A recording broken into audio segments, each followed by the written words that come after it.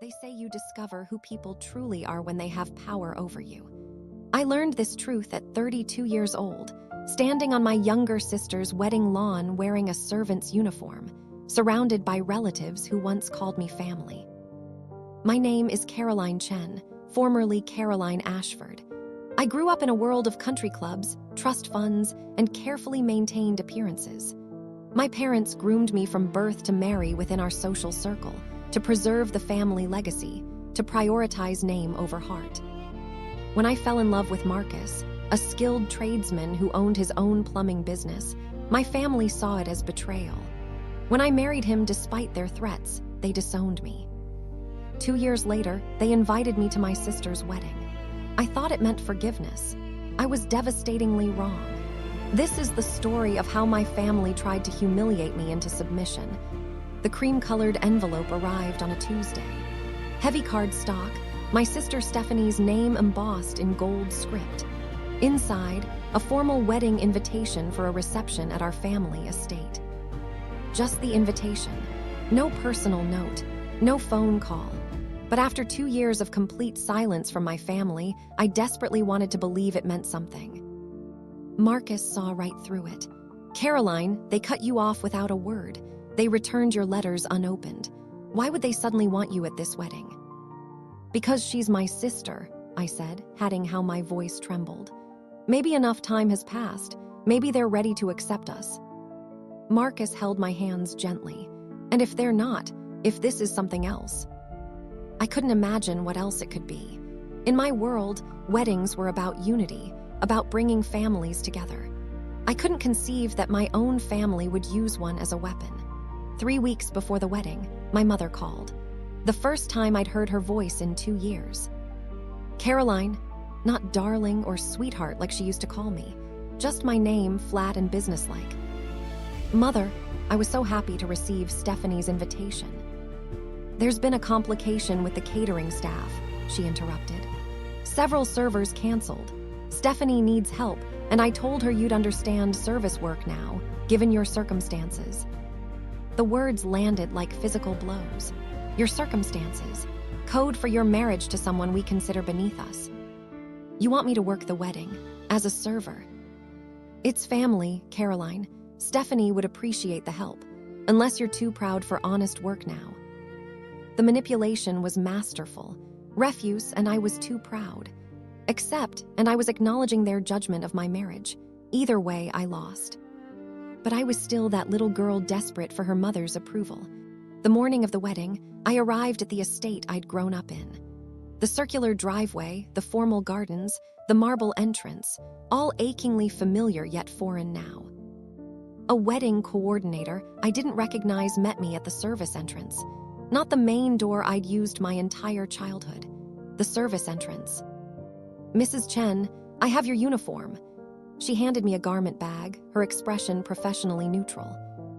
In the staff bathroom, I unzipped the bag. Inside was a traditional maid's uniform. Black dress, white apron, white cap. Not the simple black pants and white shirt the actual catering staff wore. This was deliberately theatrical, designed to be humiliating. My hands shook as I put it on. The fabric was stiff and uncomfortable. The apron had ruffles. The cap made me look like I was in a period drama. I stared at myself in the mirror and barely recognized I walked onto the lawn where 200 guests mingled in designer clothes and expensive jewelry. White tables with gold chairs. Elaborate floral centerpieces that probably cost more than my monthly rent. A string quartet playing classical music.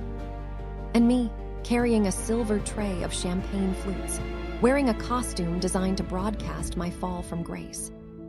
The reactions varied. My cousin Jennifer looked away quickly, embarrassed.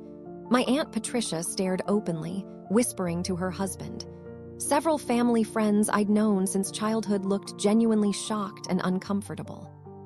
But none of them said anything. None of them questioned why Richard Ashford's daughter was dressed as a servant at her own sister's wedding. I saw Marcus standing at the very edge of the reception area, deliberately excluded from the formal seating chart. His jaw was clenched, his hands in fists. He'd wanted to leave the moment he saw me in the uniform. For 3 hours, I served drinks and appetizers to people who'd attended my childhood birthday parties, my graduation, my debutante ball. Sharon, who'd been in my sorority, took a champagne flute without meeting my eyes. David, who dated my college roommate, muttered thank you to the ground. No one acknowledged me by name. The worst was Bradley Whitmore, my ex-fiancé. He'd brought his new girlfriend, a senator's daughter with perfect teeth and pedigree credentials. "Service is so important," he said loudly as I passed with a tray. "Everyone should learn humility, don't you think, darling?" His girlfriend giggled. "Absolutely, character building." My sister Stephanie watched from her place at the bridal table, her expression unreadable. She'd chosen a $50,000 designer dress, a 12-piece band. Then I heard my father's voice boom across the lawn. "Caroline, the Thorntons need more champagne. Stop standing around and do your job properly." He said it loud enough for everyone to hear. Loud enough to make absolutely clear that I wasn't his daughter anymore. I was the help. Hired staff to be ordered around and corrected publicly. The lawn went quieter. People turned to watch. This was the moment they'd been waiting for, the full degradation of the Ashford daughter who dared to marry for love instead of status. Something inside me crystallized. Not broke, crystallized. Became diamond hard and unbreakable. I set the tray down carefully on a nearby table. The champagne flutes clinked softly against each other. My hands had stopped shaking. My heart rate slowed. Everything became perfectly clear. I looked at my father in his custom-tailored tuxedo, at my mother in her designer gown, at my sister in her extravagant dress. I walked directly toward my father, each step deliberate. The crowd parted instinctively. "No," I said clearly, my voice carrying across the silent lawn. My father's face flushed dark red. "What did you say to me?" I said no. "I'm not doing this anymore. I'm done being your entertainment, your cautionary tale, your lesson to others about what happens when you defy the family." My mother appeared beside him, her social mask firmly in place. "Caroline, you're causing a scene. This is your sister's wedding." "This isn't a wedding," I interrupted, surprised by how steady my voice sounded. "This is theater, public punishment designed to humiliate me for choosing my own life." I turned to face the assembled guests. 200 people from my parents' social circle, all dressed in their finest, all complicit in my Before my father could respond, Marcus stepped forward from the edge of the crowd. He pulled an envelope from his jacket pocket. "Caroline doesn't know this yet," he said, his voice calm but carrying authority. "But everyone here should know that 6 months ago, Ashford Construction, your family's original company, Richard, hired my business for a major plumbing contract on their new development project." My father's face went from red to white in seconds. "We completed the work early and under budget," Marcus continued. "They were so impressed, they contracted us for 3 additional projects. The paperwork was finalized yesterday. Total value, $2.3 million. Shocked murmurs rippled through the crowd. This wasn't small money. This was the kind of success that commanded respect even in this circle. "My small, plumbing business now employs 15 people and generates revenue that likely exceeds your personal income, Richard," Marcus said evenly. "Not that it matters, because Caroline didn't marry me for money." I removed the maid's cap and apron, dropping them onto the perfectly manicured grass. The white fabric settled like surrender flags, but this was victory, not defeat. "I'm leaving," I announced to the silent crowd.